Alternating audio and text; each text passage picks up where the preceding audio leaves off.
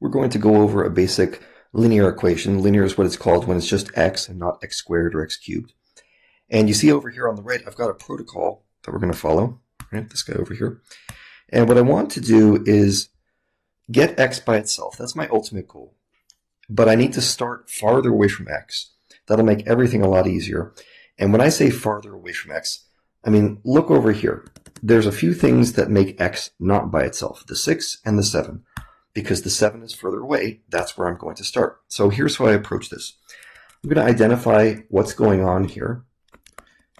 Okay, and when I say what's going on, I mean what operations are happening. That's an addition problem right there, the plus 7. And this over here, this 6x, that means multiplication. Okay, so I'm going to have to work those things out by doing the opposite operations. So I'm going to start with that 7 because it's further away from x, and I'm going to hit it with a minus 7.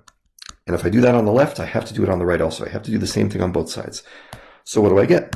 Well, we add up the 7 and the negative 7, and those sort of just cross out. So I get 6x equals, well, negative 2 minus 7, that's negative 9. Okay, now I'm going to keep on working my way closer to x.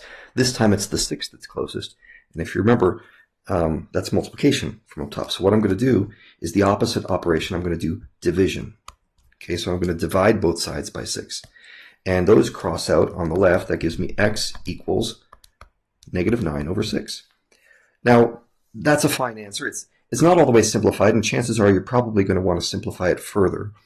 So if you remember how to reduce fractions, I'm not going to go over that in super great detail here, but I'm looking for something that I can divide on top and divide on bottom. It has to be the same, right? So that's going to cross out, and that's going to give me, let's see, negative 3 over 2.